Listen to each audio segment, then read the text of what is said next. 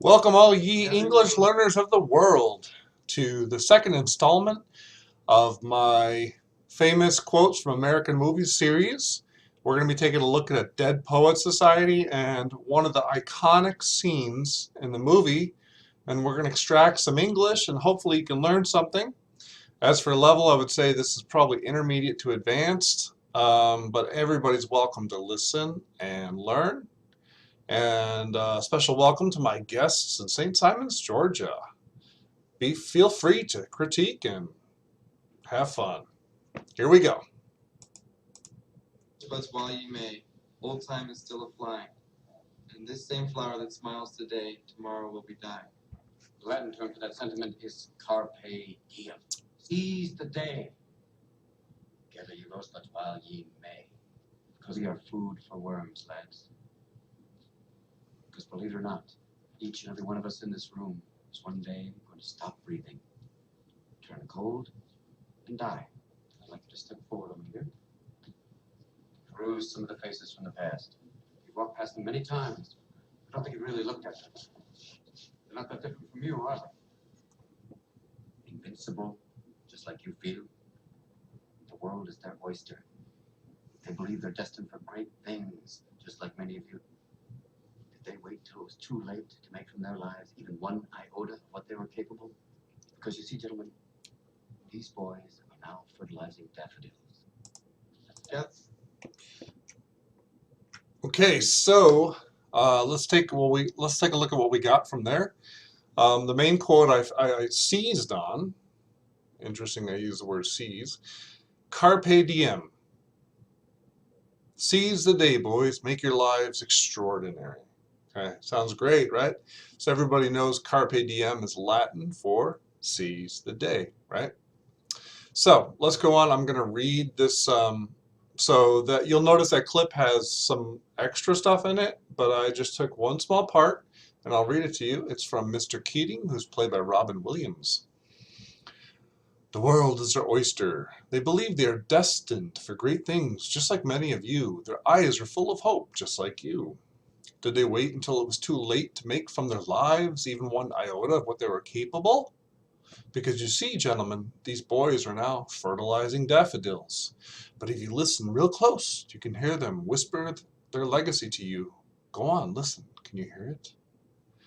Carpe, carpe. Carpe diem. Seize the day, boys. Make your life extraordinary. Okay, very inspirational quote, if there ever was one. So let's take a look at the vocabulary from this lesson. We're going to go on to this part. So it's what I call let's learn some new words. The world is your oyster. So this is a typical American, perhaps English proverb. Maybe the British say it. I'm not quite sure. But in America, we say it occasionally. It's not like every day, but it's useful to know. So basically it means the world is yours. You can do whatever you want. Okay? You have total power and control over the world. Now, you can imagine, if the world's your oyster, it's pretty small and you can do what you want. So that's where it comes from. Destined comes from the noun destiny, and you may know destiny means fate. Okay, so I translate it as what your future must be. Okay, must be, because it's going to happen whether you want it to be or not. Fate. Okay, the next word is iota, which is a noun, and it means a really tiny amount. Really, really tiny amount. Like an atom. Okay, let's go on to the next one. Fertilizing daffodils. Okay, this is a slang. It's not very, let's say, proper, or you wouldn't want to say it at your grandmother's funeral. Okay, Dad, she's just fertilizing daffodils. Okay, no, you don't want to say that. So it's like we have a similar saying called pushing up daisies, right? You're pushing them up, right? So it's slang for being dead. Fertilizing means you're adding some chemicals or some kind of nutrients to the soil so that flowers grow. That's what fertilize means. And daffodil is just one plant among many. Next word is legacy, which is a noun. And that's what somebody leaves behind them after they die. For example, it could be children, artwork, memories, buildings. If you're an architect, your buildings will be your legacy. An example I give here is Martin Luther King Jr. left a legacy of nonviolence. So anybody who knows anything about America will know about Martin Luther King Jr. We're going to do the Let's Practice series next. So this is just 2 short little dialogues that you can practice on your own or with a partner. A. Do you believe you're destined for great things? B. Probably not. I haven't one iota of interest in studying. Okay. So you can change that around. Do you believe you're destined to meet your husband soon? Maybe. I have been praying to meet my husband soon. So, try to change it around, get creative, but use the word destined and then use the word iota. So just so it becomes part of your vocabulary. Let's go on to the next dialogue. What do you think Bill Clinton's legacy will be? Getting caught with Monica Lewinsky. Okay, so this is back in the 90s. Some of you may remember, some of you may not, but Bill Clinton, he's a pretty decent president. He was president for 8 years in America.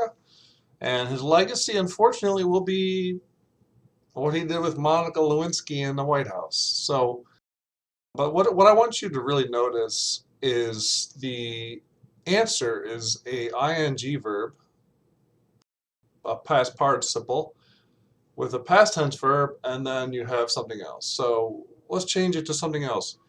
What do you think Vladimir Putin's legacy will be?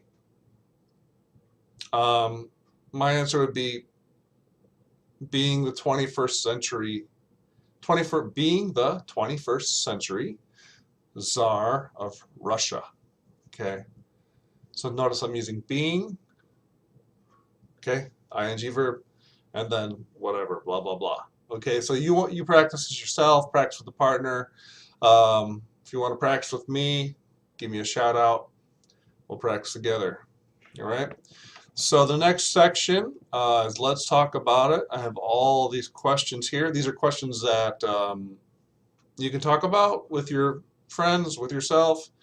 You can talk about it with me. I'm going to post the link to my website so you can download this lesson for free.